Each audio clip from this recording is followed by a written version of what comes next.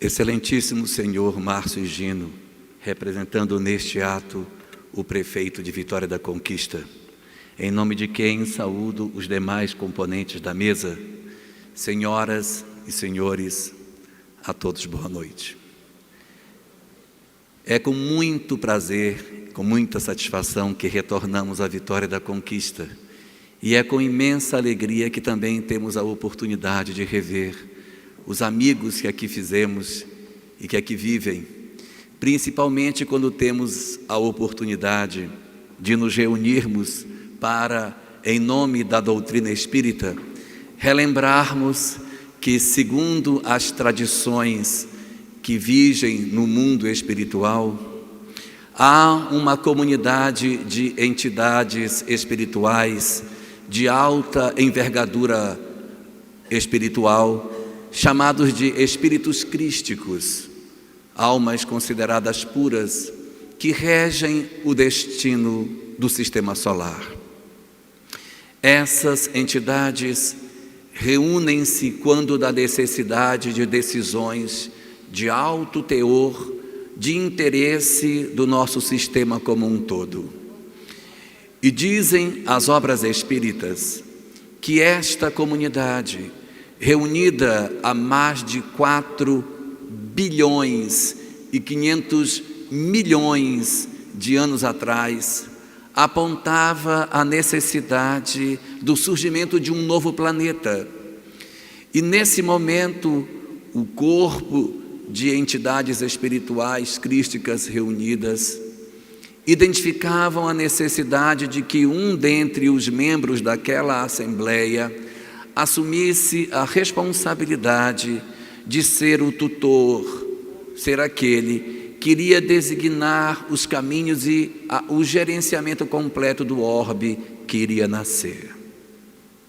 Dessa forma, portanto, conforme alegam as obras, um dentre os membros desta comunidade foi designado àquela época para que assumisse a responsabilidade de guiar os destinos do planeta Terra que iria ser formado.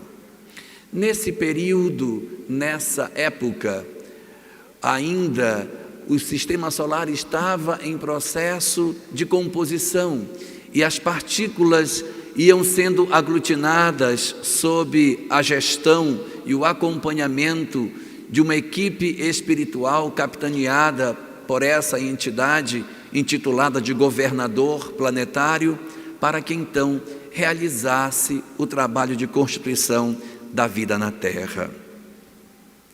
Já naquela oportunidade, observa-se a grandiosidade de um espírito que há tantos anos, há tantos milênios, já tinha a envergadura moral e científica capaz de a ele ser oferecida a responsabilidade de dar destino àquilo que aconteceria em todo um planeta. É surpreendente esse fato porque, se essa entidade já tinha naquela época esse grau de evolução, que dirá hoje?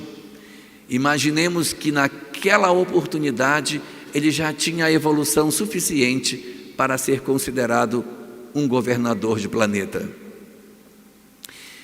E isso nos remete a uma reflexão, porque às vezes, quando nós, nas nossas vidas, recebemos responsabilidades, algumas atribuições, nós às vezes não assumimos as responsabilidades para as quais já estamos prontos para elas, que já somos capazes de assumir, que somos capazes de realizar. Nós nos esquivamos dessas responsabilidades, nós fugimos desses testemunhos, por assim dizer, da necessidade de nós enfrentarmos os nossos desafios. Quantos de nós, diante da paternidade, diante do fenômeno de enfrentar um ambiente de trabalho difícil, uma família problemática, em que nós temos que recepcionar um desafio muito grande, nós procuramos nos esquivar dessa responsabilidade. Nesse momento, observa-se que o governador do planeta apresenta uma conduta diferente. ele assume a responsabilidade de condução do orbe, mesmo considerando os desafios imensos que ele teria pela frente. Ele deixa, assim, um testemunho de responsabilidade que nós deveríamos nos espelhar, nos modelar, para que a partir dessa inspiração nós também apontássemos para nós próprios decisões que teríamos que tomar no que diz respeito às necessidades de transformação dos destinos das nossas vidas diante dos desafios que a vida nos apresenta. Ele, o governador da terra, não sozinho, mas com um corpo de espíritos, que definido no capítulo 12 do livro Espírito de Verdade, por Espíritos Diversos, há uma mensagem chamada A Rigor. E nessa mensagem, a rigor, existe uma definição do seguinte tipo: legião de entidades angélicas que cooperam com o governador da terra nos destinos do orbe. Ou seja, existe um corpo de espíritos que trabalham com o governador, estabelecendo os destinos do planeta. Esse conjunto de espíritos, segundo a obra O Espírito de Verdade, tem o nome de Espírito Santo. Espírito Santo porque já seria o Espírito na condição santificada. Então, o Espírito Santo seria a comunidade de entidades angélicas que colaboram com o governador na organização do orbe. E então o governador, apoiado por esse grupo de auxiliares, inicia o trabalho de construção da vida na Terra. A vida na Terra não foi um processo instantâneo e mágico. Os estudos feitos ao longo da história apontam que foi um processo muito lento, passo a passo. Alexander Ivanovich Oparin, em 1930, apresentava ao mundo a teoria heterotrófica da origem da vida, em que mostrava processos sucessivos nos quais a matéria inorgânica havia se formado como matéria orgânica. Embora ele não tenha dado como é que isso se procedia, apresentou teoricamente os passos que isso seria dado. Somente 24 anos mais tarde é que Stanley Miller e Sidney Fox fariam o experimento nos Estados Unidos, comprovando que a matéria inorgânica submetida a determinadas condições de eletricidade, de temperatura e de pressão, como a Terra experimentou nos primeiros anos de sua vida, poderia oportunizar a transformação da matéria inorgânica em matéria orgânica, surgindo assim de substâncias simples como metano, vapor de água, amônia, substâncias mais complexas como os aminoácidos. O tempo necessário para que o governador da Terra compusesse o planeta e transformasse da matéria inorgânica para o surgimento dos primeiros aminoácidos é o tempo de 1 bilhão de anos. A Terra levou 1 bilhão de anos para sair da condição da inorganicidade para as primeiras expressões de compostos orgânicos, sem que isso fosse ainda a vida em si. E levaria mais 2 bilhões e meio de anos para que surgisse na Terra a primeira célula. O governador despendeu 3 bilhões e meio de anos para que o planeta conseguisse apresentar a primeira célula na Terra, sem desistir do seu propósito. São 3 bilhões e meio de anos investindo apenas para que a vida surgisse. Que modelo de persistência, que modelo de perseverança, que exemplo.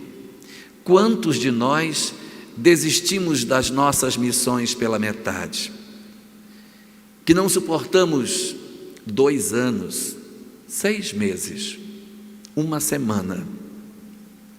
Quantos de nós, na visita dos familiares, começamos a ficar indóceis quando chega ao final da primeira semana? Imagine se tivéssemos que ficar 3 bilhões e meio de anos convivendo com os parentes difíceis. Mas o governador da terra investe 3,5 bilhões de anos ainda para o surgimento das primeiras expressões de vida orgânica. Ele e sua equipe de construtores das formas físicas iriam atuar nas transformações sucessivas para que as espécies começassem a surgir no processo da chamada evolução das espécies. Dizem as obras doutrinárias que, ao contrário do que aquilo que a biologia do século XIX propõe, a evolução espiritual não se deu num contínuo. As espécies não se transformavam num contínuo como propunha Charles Darwin. A transformação das espécies, ela se dava no mundo físico e no mundo espiritual.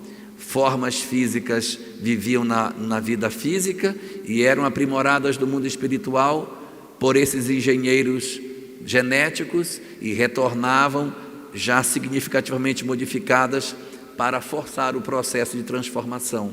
Então, quem olhasse apenas o mundo físico iria ver as espécies num processo de saltos sucessivos para a construção das novas formas de expressão orgânica. E assim, diferenciamos do modelo daquilo que Charles Darwin propunha. Mas ficamos alinhados com os pensamentos mais modernos do mutacionismo, de Hugo de Vries, que propõe, como é o aceito hoje na chamada teoria sintética da evolução das espécies, em que a transformação sucessiva dos seres realmente não se dá num contínuo, ela se dá aos saltos através do processo de mutação. Darwin propunha um contínuo, Hugo de Vries propunha que ela era aos saltos. A doutrina espírita diz, sim, ela é aos saltos, quando olhamos só o mundo físico. Sim, ela é um contínuo, quando nós olhamos o mundo físico e o mundo espiritual. E nesse processo, os engenheiros do governador planetário vão atuar transformando sucessivamente formas primitivas durante aproximadamente 500 milhões de anos, para que nós saíssemos de uma célula e alcançássemos o primeiro ser vertebrado no planeta. Os primeiros peixes irão surgir na Terra há 500 milhões de anos. São mais investimentos que são feitos sem desistência do propósito. E o governador planetário, junto com sua equipe de alta envergadura, trabalhando o processo de construção das novas formas e da multiplicidade das condições de habitabilidade do planeta, até que, no progresso sucessivo que as espécies foram tomando, nós dos peixes evoluímos para a condição dos batráquios saímos para os répteis, e dos répteis saímos para as aves e para os mamíferos. E manipulando geneticamente essas entidades espirituais que encarnavam nesses seres primitivos, a genética foi sendo trabalhada a ponto de que entre o grupo dos mamíferos surgiram os primatas. Era a condição mínima necessária para que começasse a diferenciação e o surgimento da espécie humana. Nesse momento, o nosso governador planetário, observando as condições do planeta e o surgimento da vida e o processo de evolução e o alvorecer do período do homem na Terra, ou seja, do período do ser consciente, decide então fazer um trabalho diferenciado nessa etapa da nossa evolução. Decide o governador buscar apoio, buscar auxílio em outros planetas do universo, aonde ele pudesse encontrar colaboradores para acelerar o processo de transformação da Terra. Ele então identifica um planeta localizado distante da Terra, na região, numa constelação chamada Cocheiro. E nessa constelação do Cocheiro há uma estrela tripla que tem em torno dela vários planetas. Um dos planetas que ali está, conforme dizem as obras doutrinárias, estaria numa condição semelhante naquela época do surgimento da vida inteligente na Terra, ou seja, do surgimento do homem, estava numa condição semelhante àquela que nós estamos hoje. Ar-condicionado, carro, Facebook, WhatsApp e outros confortos da vida moderna. Pranchinha, escova progressiva. Então, alguns dos nossos progressos de hoje nós já tínhamos assemelhados nesse outro orbe.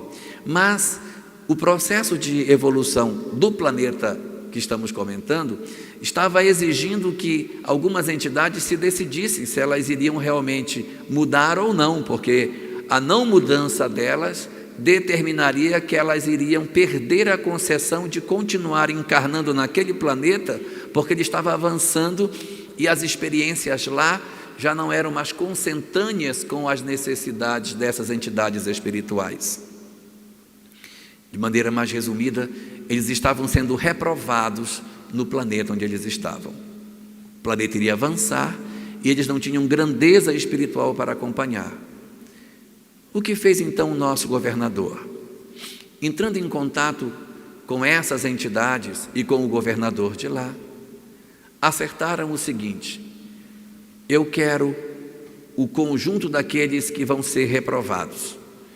Eles lá estão atrapalhando, eles estão à retaguarda do seu planeta, mas eu posso me valer muito deles, porque no meu planeta eles serão a vanguarda, porque lá não tem nada ainda. Nós vamos começar o processo de construção da espécie humana e eles vão nos ajudar. Então, o governador reuniu-se com essas entidades e propôs a eles: vocês estão num local viciado, num local em que já erraram demais.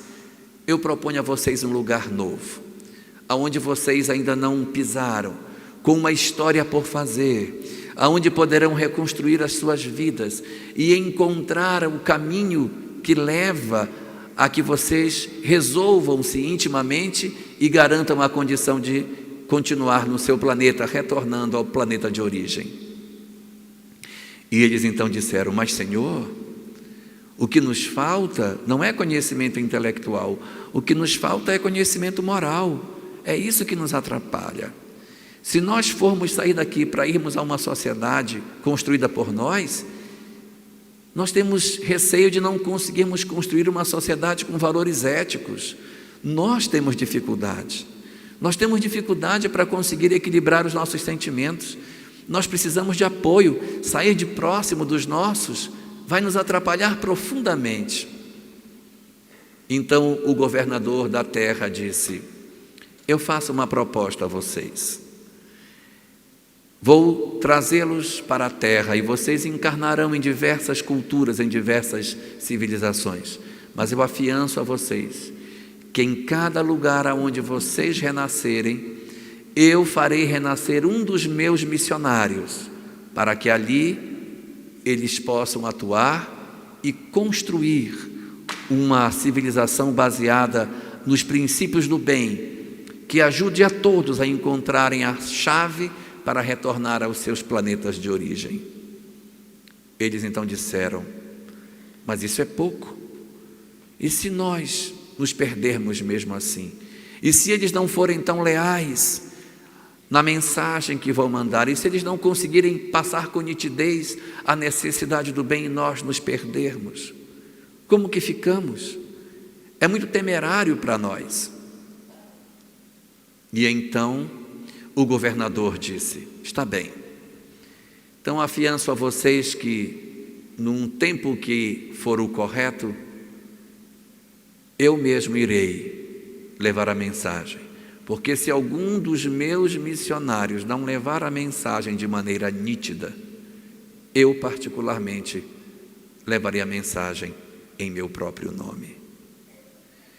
Que exemplo extraordinário o nosso governador apresenta nesse momento. Vejam a capacidade que ele tem de repente aproveitar e apostar na criatura humana. Quantos estavam observando aqueles espíritos rebeldes, retrógrados, difíceis do planeta distante, como sendo almas complicadas, mas ele enxerga naquelas almas difíceis elementos importantíssimos na construção do planeta Terra. É um exemplo de capacidade de apostar no espírito humano, a capacidade de investir naqueles que, em princípio, não dariam nada. Um exemplo para nós, que às vezes desistimos das pessoas por dizermos que elas não têm mais conserto. Quantos de nós dizemos para os nossos familiares que eles não têm mais conserto, que eles não servem mais para nada? Os 4 pilares do conhecimento grego: ciência, filosofia, religião e arte. E no contraponto, ainda deixariam um contributo físico, que seria o embelezamento da espécie humana com o processo de mutação que eles exerceriam sobre os corpos nos quais eles iriam habitar.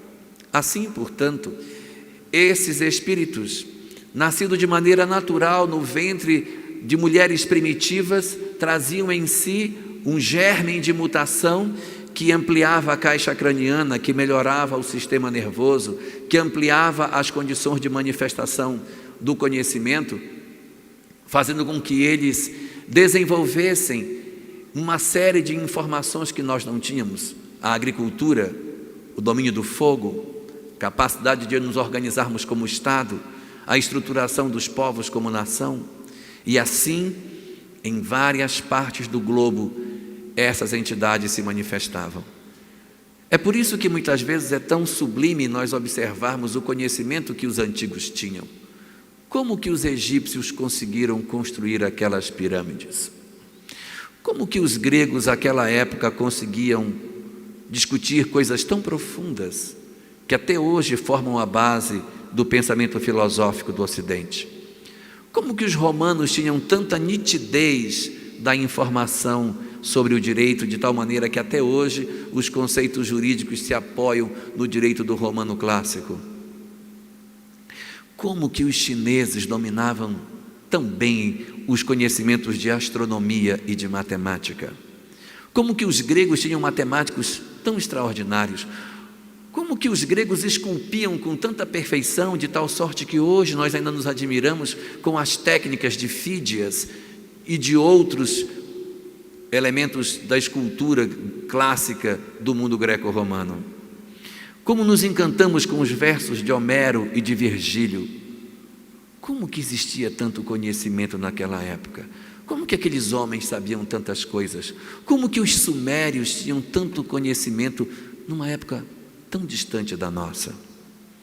Como que os hebreus sabiam da existência de um Deus único? Como que eles conseguiam construir com bastante nitidez a ideia da imaterialidade de um Criador? Questões como essas ficariam com respostas bastante difíceis de serem oferecidas se nós não imaginássemos que naqueles corpos daqueles homens que vieram lapidando a parte orgânica e a parte da estrutura da civilização estivessem elementos que vinham de lugares distantes, com conhecimento acumulado e que relembravam certos conceitos e produziam as suas ideias na Terra. Por exemplo, Leucipo e Demócrito acreditavam que todos os corpos eram compostos de substâncias indivisíveis e invisíveis ao olho nu, que os nossos corpos eram feitos de partículas mínimas e indivisíveis. Divisível em grego é tomo, e quando uma coisa é indivisível é átomo, ou seja, indivisível.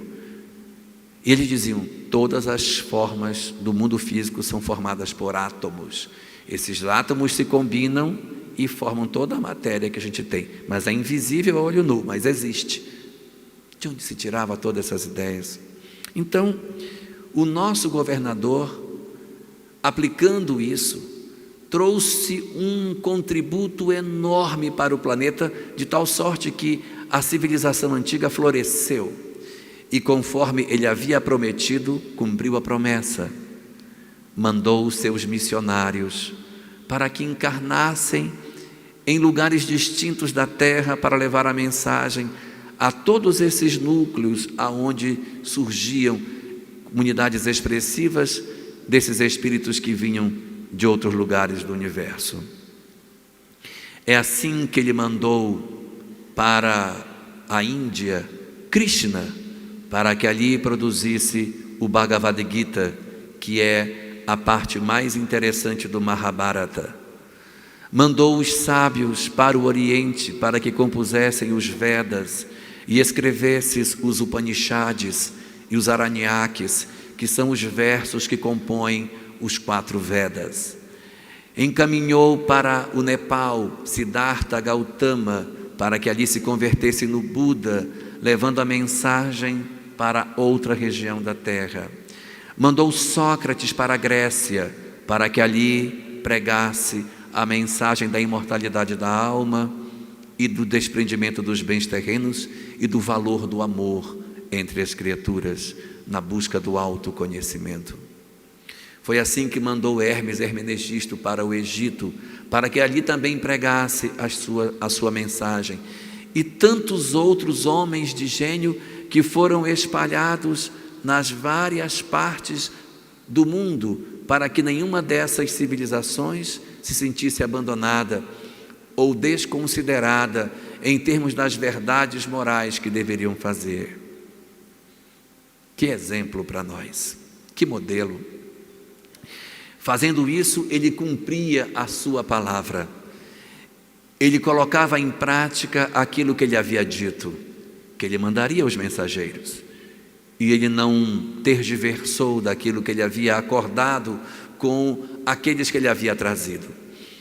Em todos os lugares, ele semeou a verdade da lei do amor em todos esses cantos. Dessa forma, portanto, ele passa para nós mais um modelo, que é de nós assumirmos, de certa maneira, as consequências daquilo que nós nos comprometemos, de nós não fugirmos daquilo que nós acertamos e garantirmos de alguma forma a busca incessante de darmos cumprimento àquilo que nós planejamos nas nossas vidas. Todo esse processo, toda essa dinâmica, desde a estruturação da primeira célula até a civilização constituída, foi um esforço multimilenar que mostra um planejamento extraordinário do nosso governador. Ele trabalhou planejando as etapas que iriam ser feitas, que iriam ser cumpridas, e de certa maneira nós não nos espelhamos nisso. Nós não cumprimos os nossos planejamentos, nós acertamos coisas que nós não realizamos, abandonamos as coisas pela metade, mas o modelo de perseverança que ele deixa para nós é extraordinário em manter o foco naquilo que ele havia se comprometido de fazer. E assim estava constituída a civilização, a humanidade. Alcançava assim o governador da terra o seu objetivo, que era de compor, depois de 3,5 bilhões de anos, uma civilização consciente, aonde agora ele poderia trabalhar os conceitos de maneira mais nítida. A humanidade estava pronta, e como ele havia dito que um dia ele viria, ele também programou a sua própria vinda. Homens da nação que havia identificado de maneira mais clara a questão do Deus único, 900 anos antes do nascimento dele, começavam a ter lampejos, informações de que num momento alguém diferente iria nascer. Profecias eram escritas falando de como ele seria, como ele viveria, como seria a vida dele, como seria a história desse homem singular, diferente.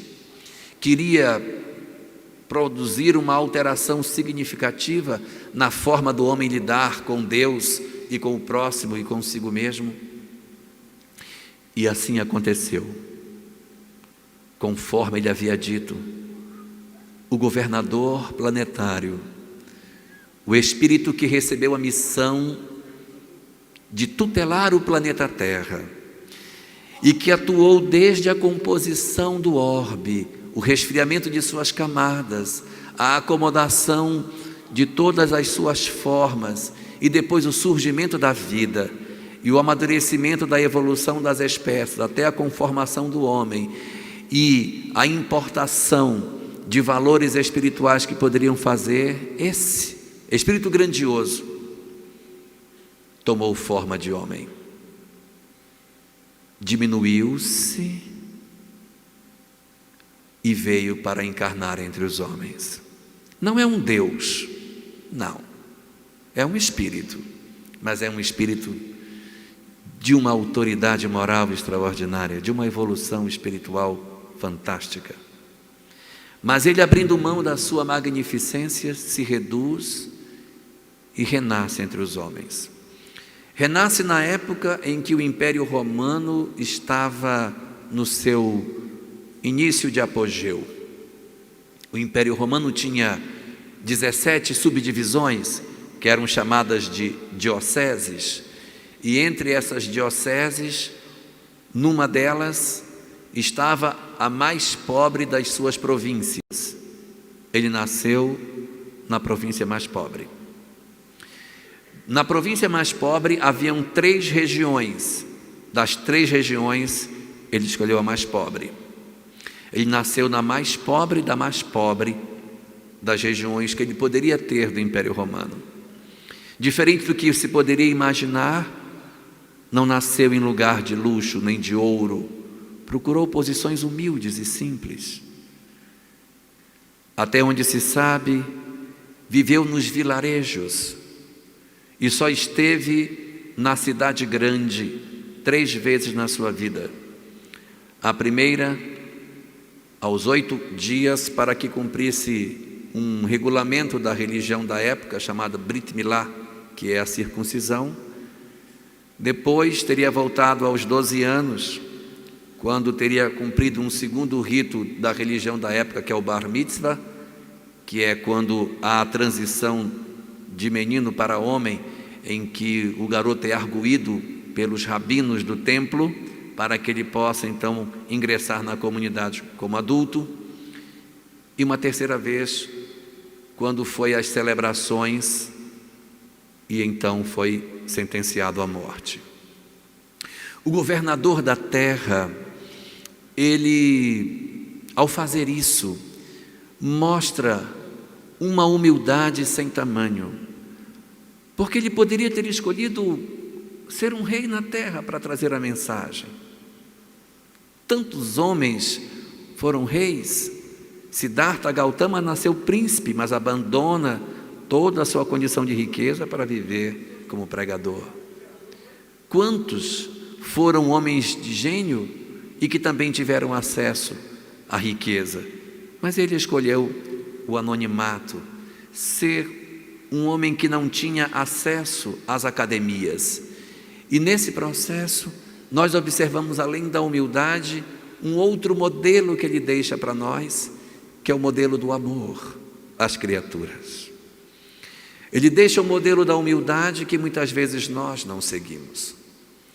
Nós, às vezes, temos prazer em comentarmos coisas desnecessárias aonde nós chegamos. Às vezes a gente está num local simples, comendo um cachorro quente, e de repente alguém diz: nossa, cachorro quente está uma delícia, não como um desse desde que eu fiz mestrado em Harvard. Não tem necessidade disso, né? Quantos de nós adoramos nos exibir, nos apresentar, nos mostrar, mas o governador do planeta, ele diferentemente busca o anonimato das coisas. nem nas cidades grandes pregava. Se nós formos fazer uma leitura da vida dele, em nenhum momento nós encontramos ele em grandes cidades. Ele até desvia das cidades maiores. Ele nunca entrou em Séforis, que era uma cidade grande próximo de onde ele viveu. Nunca entrou em cidades grandes da Decápolis. Sempre nas cidades, sempre nos vilarejos, locais pequenos. E assim, ele deixa um exemplo que nós também deveríamos seguir nas nossas vidas, em vez de procurar a pompa, os holofotes. Há uma mensagem de Humberto de Campos, em uma de suas obras, que diz que no processo de evolução dos espíritos, existe um determinado momento das nossas vidas em que nós temos uma tarefa para desempenhar, que chama-se a tarefa do bem anônimo. É você fazer o bem e nunca ser visto por ninguém. Porque às vezes a gente até faz o bem, mas a gente adora quando aparece, né? Fulano fazendo sopa, aí você põe no Facebook, mexendo para um lado, mexendo para o outro. E a proposta dele não é essa. Quando ele curava alguém, dizia: não digas a ninguém, não digas a ninguém, sempre procurando que as coisas não voltassem-se para ele, para que as coisas fossem de tal forma que ele tivesse uma característica de humildade. Só que às vezes a gente tem uma visão diferente de humildade, e ele dá uma leitura bastante exata do que isso seja. Quando perguntam quem ele era, ele diz: eu sou o mestre. Já pensou se quando perguntar: Senhor, tu és o mestre? Não, que isso, sou mestre nada, não sei ninguém, sou desse tamaninho. Não podia. Se ele era o mestre, ele tinha que assumir que ele era. Isso não é orgulho. Orgulho é você se envaidecer daquilo que você é, mas se você é alguma coisa, mas não se envaidece daquilo, isso não é orgulho. Orgulho é nós gostarmos de dizer o que somos e sentirmos prazer na reverência que as pessoas fazem para aquilo que a gente pensa ser. Mas o governador planetário, diferentemente, não tem essa postura. Tem uma postura distinta, a de humildade e do amor. Do amor pelas criaturas. Porque quando esteve na Terra, ele poderia fazer tratados enormes sobre química, sobre o processo de transformação genética. Ele poderia desafiar as academias, apresentando todo o fenômeno de construção de como se traz da vida inorgânica para a vida orgânica, fazer tratados sobre reencarnação, explicar sobre a mediunidade, dar refinamentos sobre a questão da evolução das espécies e da vida em outros mundos. Mas o que fez o governador? Quando esteve na Terra, a sua mensagem não foi assim. Ele não tratou dessas questões, porque o principal motivo pelo qual ele veio à Terra foi para facilitar com que nós conseguíssemos nos erguer da condição espiritual que nos encontrávamos. E o que nos dificultava caminhar não era o conhecimento intelectual, era o conhecimento moral. Era isso que nos dificultava. Então, o que fez ele? Concentrou sua mensagem na discussão moral, fundamentalmente no amor ao próximo, no perdão das ofensas, na valorização da necessidade de nós irmos ao encontro do outro, de amarmos os inimigos, de nos desapegarmos dos bens da terra e de nós combatermos a hipocrisia. Esses pontos fundamentais é que formam a base do pensamento do governador planetário quando esteve na Terra entre nós. O modelo que às vezes nós não seguimos. Não seguimos porque nem sempre conseguimos exercer a humildade nos nossos dias. Quando alguém nos ofende, nós reagimos, nós agredimos de volta, feridos no nosso orgulho. E também temos uma dificuldade enorme de perdoar as pessoas, enorme de amar aos outros. Mas esse foi o exemplo que ele deixou. A proposta deixada pelo governador da terra é que nós nos alinhássemos com a questão do amor. Esse era o foco, e não outro. De que adiantava eu discutir mediunidade, reencarnação e continuarmos nos odiando, nos matando, nos tratando mal, fazendo com que as nossas vidas fossem um verdadeiro inferno. Então ele concentrou naquilo que era essencial, concentrou no propósito de transformar as nossas vidas em algo muito mais substancial, que nos ajudasse mais significativamente.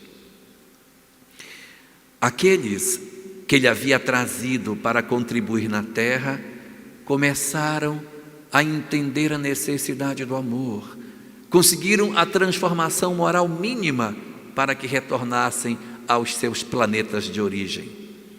Egípcios, sumérios, gregos, romanos, egípcios, celtas, começaram então a retornar para o planeta de origem, porque haviam conseguido a condição moral mínima para retornar, para ficar com os seus. Outros tiveram mais dificuldade de sair. Outros não conseguiam sobreviver na terra de maneira harmoniosa. Sentiam a terra um local muito ruim e, apesar disso, além disso, ainda não conseguiam caminhar emocionalmente, caminhar moralmente, criando problemas na terra e criando vínculos e perdendo de alguma forma a sua história com o planeta de origem. A sensação de que essas almas estavam num local ruim está gravada no ideário dos hebreus quando escreveram o livro do Gênesis. O que conta o livro do Gênesis? Conta que eles viviam bem, num local maravilhoso, ótimo, que tinha tudo, viviam em paz, mas desobedeceram a lei. E porque desobedeceram a lei, foram expulsos do paraíso. Eles foram expulsos de um local bom e vieram para um lugar ruim, onde ele tinha que ganhar o pão com o suor do rosto e a mulher iria parir com dor. Por quê? Porque lá onde eles estavam não era mais assim, tinha até anestesia para fazer parto, coisa maravilhosa. E não se ganhava o pão com o suor do rosto. Você trabalhava numa máquina, num computador, não precisava suar para ganhar o pão. Agora não, agora tem que suar para ganhar o pão e não tem anestesia mais, é com dor. Essa sensação de degredo, de exílio, nós fomos exilados, aí o homem perdeu o acesso ao paraíso, era a representação mítica da história acontecida quando as entidades vieram de lá para cá. Muitos começaram a voltar. Deu certo o plano do governador. Muitos conseguiram a condição mínima de retorno e começavam a voltar. E o que era bom para eles era de alguma forma ruim para a terra, porque à medida que eles iam saindo, os que iam ficando não tinham lá muita condição de dar continuidade ao plano inicial. Por quê? Porque na medida em que uma leva de egípcios ia embora, o Egito entrava em decadência. Quando uma leva de gregos ia embora, a Grécia começava a entrar em decadência.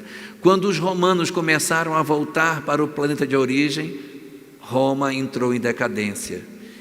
E a terra ficou entregue a nós e aqueles outros entre os que teriam vindo, mas que não tiveram grandeza moral para voltar. Entretanto, já havia sido plantadas todas as sementes do conhecimento da arte, da filosofia, de tudo, porque esses homens espalhados haviam construído tudo isso, e o governador estava satisfeito, porque a semeadura era boa, eles haviam feito a parte deles, agora eles voltavam para o planeta de origem e os da terra continuariam a história. Mas isso não aconteceu. Nós não tivemos a grandeza suficiente para fazer com que os ideais que estavam lá atrás prosperassem. À medida que esses homens foram voltando, a humanidade, por incrível que pareça, começou a entrar em decadência. E algumas pessoas dizem, mas se o espírito sempre evolui, por que a Terra entrou em decadência? Porque os espíritos não eram mais os mesmos. Se eu tenho uma sala de alunos, em que eu tenho alunos bons e alunos mais ou menos, e outros bem ruinzinhos, a mescla dos bons com os mais ou menos e com os ruins, dá uma média da turma razoável. Mas se de repente eu disser, bem, vocês todos que estão ótimos podem ir, eu vou ficar só com os outros, é claro que a média vai cair, porque eu não tenho mais aquelas almas boas para exercerem melhor aproveitamento dos conteúdos. Então a humanidade começou a declinar, começamos a perder em qualidade e entramos numa era ruim, a chamada Idade das Trevas, em que, em nome da religião e em nome do amor, nós começamos a matar as pessoas. Era o período em que a doutrina do Cristo, usada para apresentar o amor aos homens, foi utilizada para as guerras, para as invasões, para as dominações, para as torturas. E o homem havia perdido o sentido de todas as coisas. Mesmo conhecendo a mensagem, não conseguia interpretar o que deveria ser feito.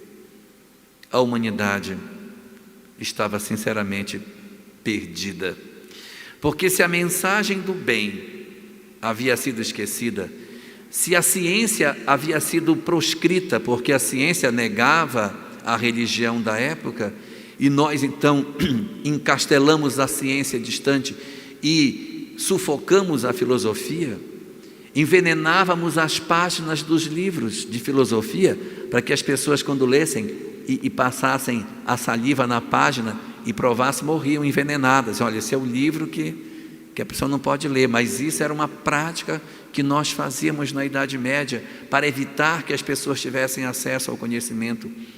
A biblioteca de Alexandria, que guardava todo o conhecimento da época, era como se fosse uma internet física, era um servidor do Google com tudo que tem lá dentro. O cristianismo quebrou, tocou fogo, destruiu, porque ali dentro haviam peças que eram contrárias ao pensamento cristão.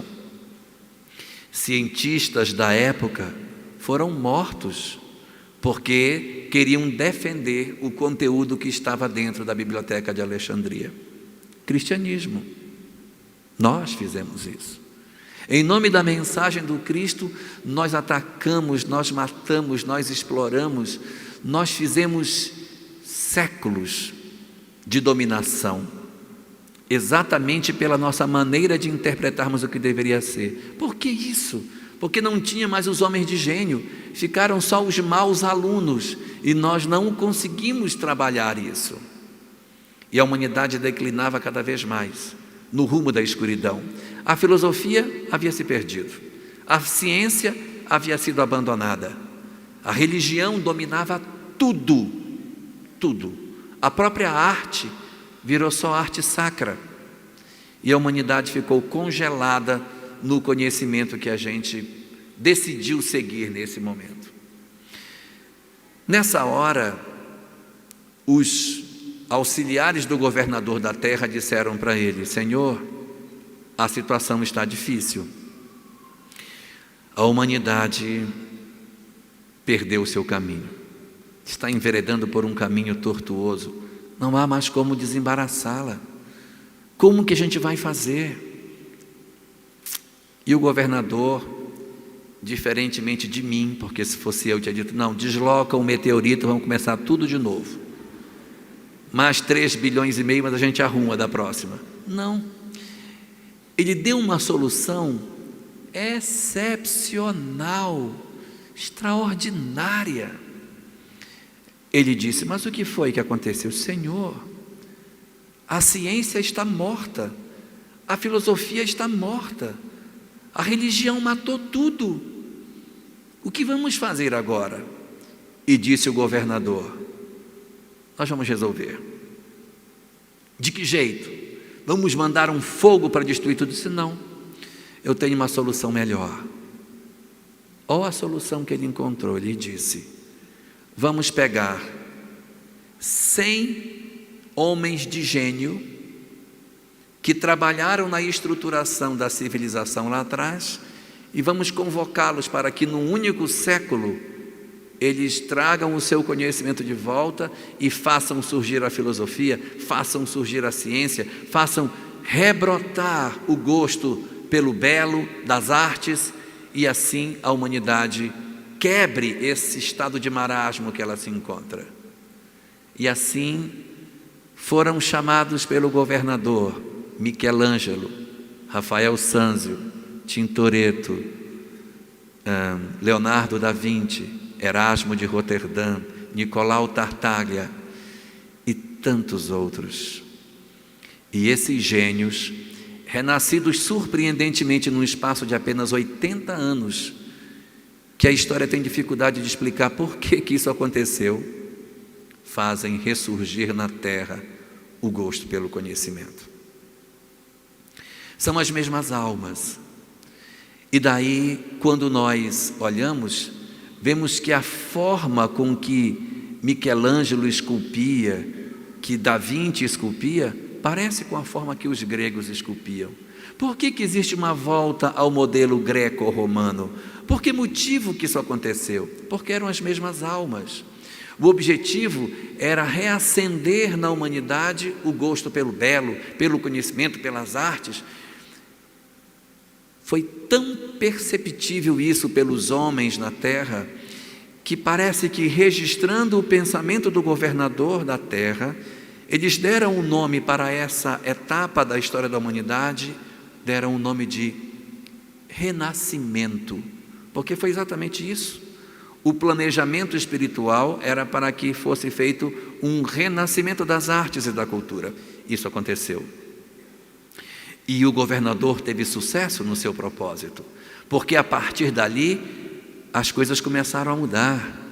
A maneira de pintar, a maneira de esculpir, a maneira de escrever, a forma do homem lidar, reacendeu nas criaturas o propósito da mudança. Vejam que exemplo extraordinário que ele dá para nós, da crença de que o homem é capaz de mudar.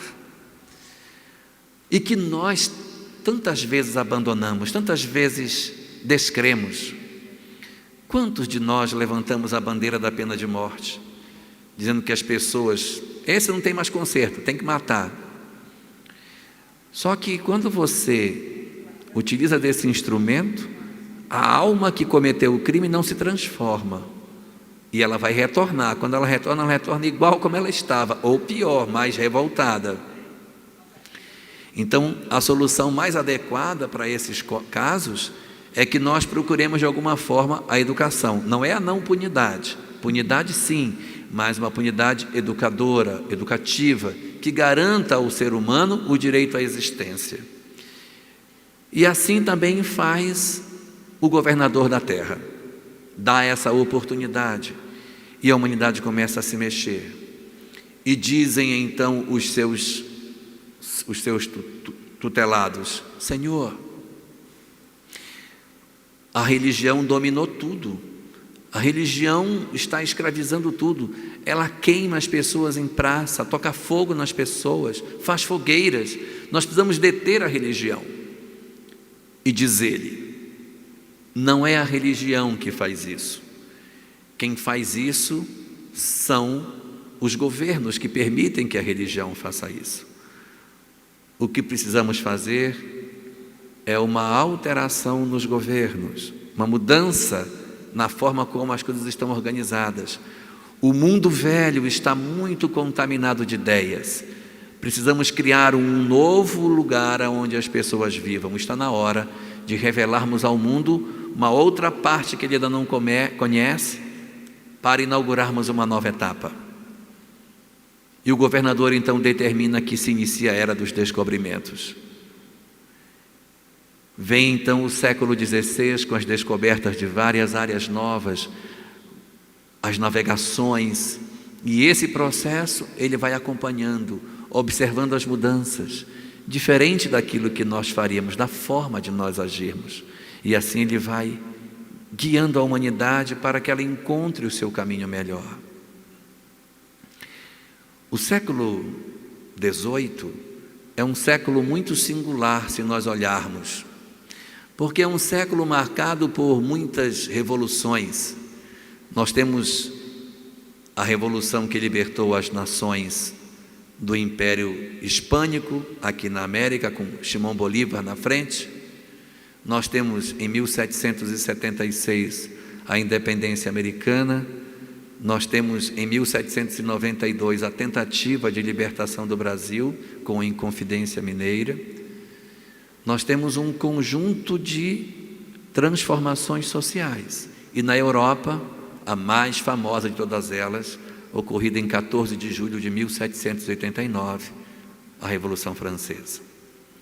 Não que seja desígnio do Criador a morte na guilhotina e as violências e os excessos cometidos, mas era preciso que se retirasse o poder que oprimia por um regime outro que diminuísse o processo opressor. E isso curiosamente vai acontecer.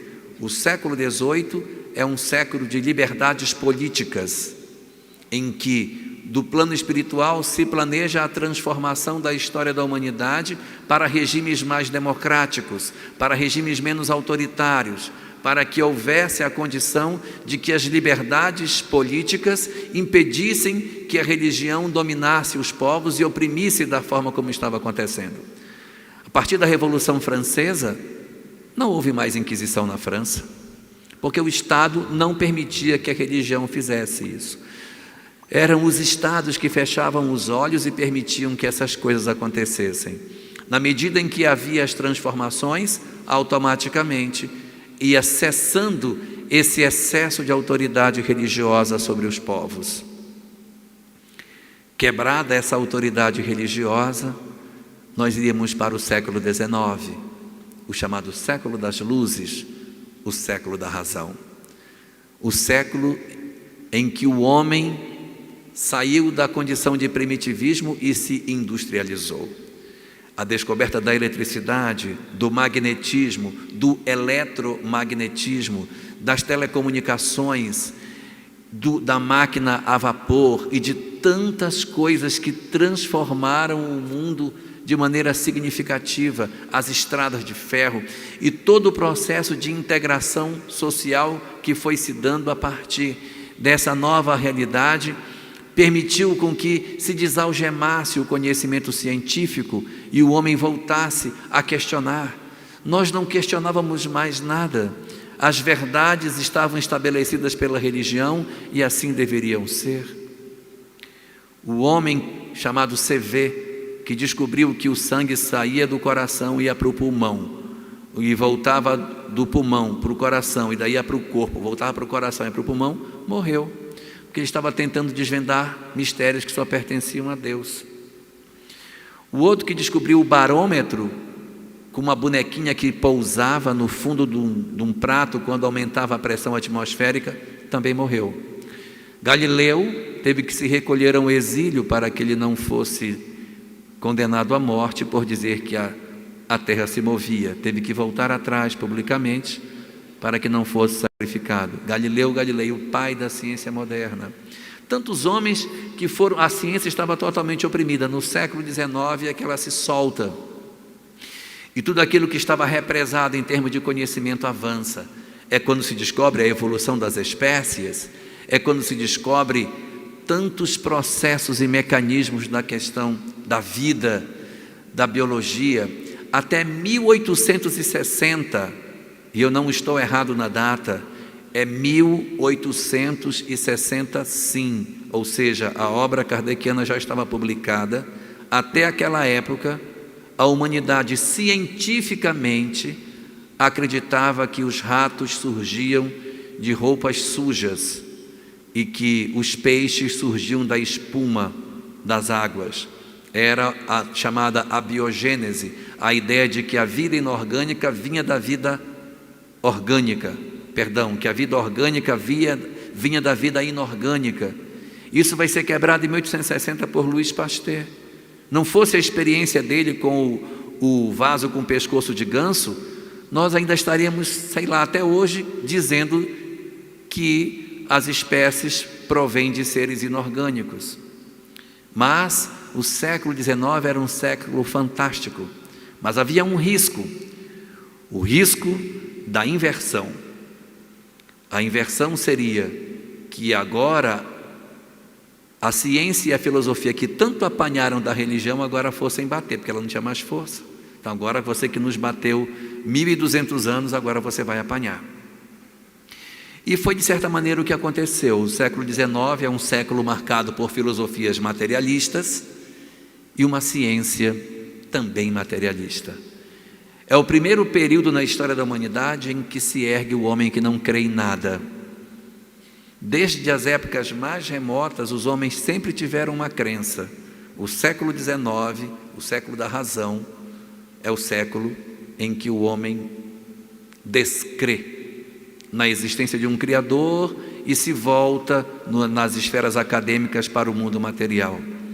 Exatamente por isso, o governador da Terra estabelece que o século XIX também era o século para que, através da própria ciência e da própria filosofia, surgisse uma proposta espiritualista diferenciada, o Espiritismo. A doutrina espírita vem exatamente nesse período para evitar que o homem enlouquecesse com o conhecimento científico e pegasse novo desvio no caminho, enlouquecido por aquilo que havia descoberto, negando as religiões e os valores ético-morais apresentados pelas várias filosofias espiritualistas. É aí que entra o contributo extraordinário do governador da Terra, quando ele, mais uma vez, observando a humanidade, as suas fragilidades, vendo a impotência do ser humano diante dos seus dramas, observando que as mesmas almas reencarnavam vezes sucessivas, sem entender a sua mensagem, ele diz: temos que preparar o Espiritismo para vir à Terra, está na hora. E aí, aquilo que estava prometido há tantos anos, quando se falava que um Consolador iria vir no tempo oportuno para relembrar o que ele havia dito e ensinar coisas que ele não tinha falado, porque as pessoas não suportariam, o governador da Terra diz: agora é a hora desse Consolador vir à Terra. E é interessante que ele poderia chamar essa doutrina de o explicador, o ensinador, o esclarecedor, o informador. Não é. Entre todas as palavras que ele poderia usar, ele usa o Consolador, porque de tudo por tudo, somando todas as coisas, o caráter essencial dessa revelação seria a consolação. E dessa forma acontece. A mensagem vem derramando bálsamo naquele coração ressequido do homem do século XIX, descrente, frio, indiferente, à margem da loucura, de tantos excessos, descobrindo todas as potencialidades que ele poderia ter em termos científicos e sem o forro moral, egoisticamente destruindo, desmatando, acabando com o meio ambiente. E a mensagem espiritualista de fundo vinha para resgatar os valores éticos que nós precisávamos viver.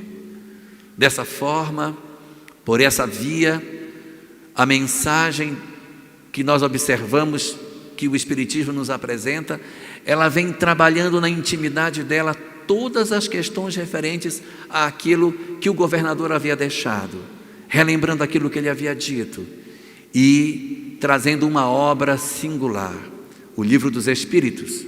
Queria apresentar as questões mais questionadoras que o homem sempre fez e que sempre quis saber a resposta. Em seguida a essa obra, publicada em 1857, 7 anos mais tarde, publicar-se-ia o livro chamado O Evangelho segundo o Espiritismo, que este ano completa 150 anos.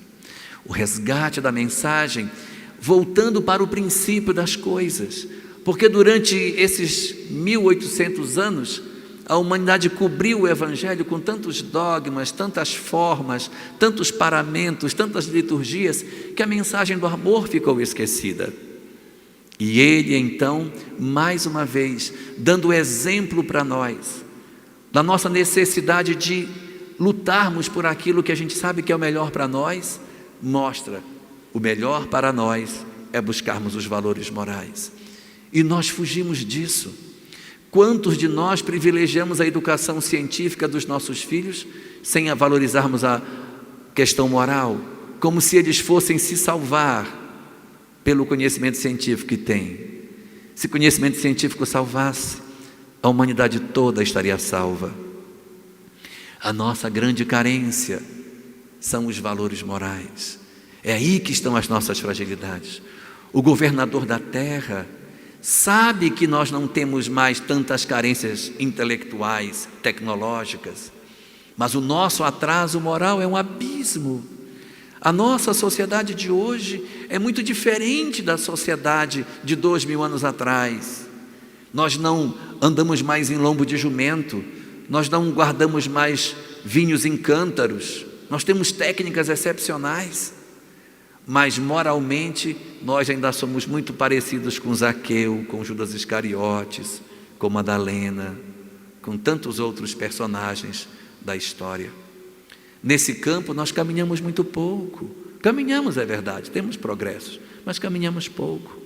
Mas a aposta do governador é que, com a mensagem imorredoura que nós temos, a gente consiga finalmente descobrir os valores que nós temos, os valores morais que são a chave da nossa libertação espiritual. A chave da libertação da humanidade está contida na sua capacidade de descobrir a essência daquilo que foi apresentado por ele e pelos seus missionários, que é o amor. De que adianta nós conhecermos tanto de tanta coisa se nós não amarmos? De que adianta? Não é essa a mensagem que ele quer. O objetivo, por exemplo, da mensagem espírita não é que nós entendamos apenas de reencarnação, apenas de mediunidade. Isso são ferramentas para que a gente aprenda a necessidade da mudança. Nós não iremos nos salvar se soubermos de reencarnação. Ajuda, mas não resolve. Resolve quando nós tomarmos esse conhecimento e usarmos em favor de nós mesmos. Não nos iludamos. O conhecimento espírita por si só não é chave para abrir a condição de felicidade para ninguém. O mais importante é que nós vivamos esse conhecimento, que nós expressemos esse conhecimento, que nós realizemos isso em favor de nós próprios e daqueles que nos circundam. O nosso governador planetário, quando esteve na Terra, recebeu o nome de Jesus. Ele é o governador. E quando esteve no planeta, no dia da sua sentença de morte, o procurador romano da província onde ele foi sentenciado, a Judéia, era Pôncio Pilatos. Segundo os relatos dos evangelhos, ele mandou açoitar Jesus, e quando ele voltou ensanguentado, vencido, escarnecido, com uma coroa de espinhos, sangrando, coberto com um manto púrpura encontrado pelos soldados romanos e com um cetro de madeira, ridicularizando a condição dele como rei dos judeus, Pilatos apresentou Jesus à multidão dizendo: eis o homem, eis o homem. Ele talvez não tenha noção de quão verdadeira foi a frase que ele disse, porque realmente aquele era o homem. Eis o modelo de homem, aqui está o homem como deveríamos ser, eis o modelo que deveríamos seguir. Não o homem físico, mas o homem moral, com seus exemplos, com seu modelo de ser responsável, persistente, líder, acreditar na capacidade do homem de se transformar, de apostar sucessivamente no progresso da humanidade, de investir na criatura humana, de ter misericórdia diante das nossas fragilidades, de ser um espírito devotado, que não se afastou ao longo de todos esses 4,5 bilhões de anos no seu processo de nos ajudar e de guiar a humanidade naquilo que deveria ser. É por isso que na questão 625 do Livro dos Espíritos, quando Allan Kardec pergunta aos espíritos qual o tipo que Deus deu ao homem para que lhe servisse de modelo e guia, os espíritos respondem: veja Jesus, é o que está no original francês. É notável observarmos que a pergunta não diz qual o tipo que Deus deu para ser o modelo e guia da humanidade, para que ele não fique distante de nós, mas é modelo do homem, e aí no homem é o homem e a mulher, porque é modelo individual para cada um de nós, porque às vezes a gente se escuda nisso, diz, não, mas ele é modelo para a humanidade. Para mim não é, não é para a humanidade, é para o homem, é para o indivíduo. A forma como ele viveu não é modelo para a humanidade, é modelo para o homem, para cada um de nós individualmente. A vida de Jesus, a forma como ele lidou com todas as coisas, a forma como ele trabalhou a questão moral ao longo da sua existência, é o modelo que nós devemos seguir. A nossa resistência ao longo da história da humanidade em não seguir esse modelo é que dá a nós a condição de infelicidade. Não tenhamos dúvida. Enquanto nós não nos alinharmos com esse modelo de comportamento, nós vamos sofrer. Compadecido das nossas fragilidades e da nossa pequenez, disse Jesus uma vez: vinde a mim, todos vós que estáis cansados e aflitos, que eu vos aliviarei. Mas o alívio do Cristo não é um alívio gratuito. O alívio dele tem preço, e o preço é a mudança, porque nós iremos receber o consolo e o conforto dele se nós mudarmos.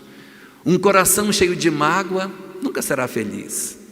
Então eu quero o consolo do Cristo, então vai tirar a mágoa para ser feliz. Não, eu quero que ele me console na minha mágoa e que diga realmente, fulano foi mal com você, você está certo ou você está certa. Ele não vai dizer isso. Então o consolo dele é, eu vou lhe consolar, mas você vai lavar o coração da mágoa. Lave que você fica bem. E nós queremos que ele nos abrace com todas as nossas imperfeições e concorde com elas. Ele vai nos abraçar com todas as imperfeições e vai dizer: o meu consolo está condicionado à mudança. Sem a mudança, nós ficaremos séculos e séculos olhando a mensagem de Jesus sem conseguir entendê-la.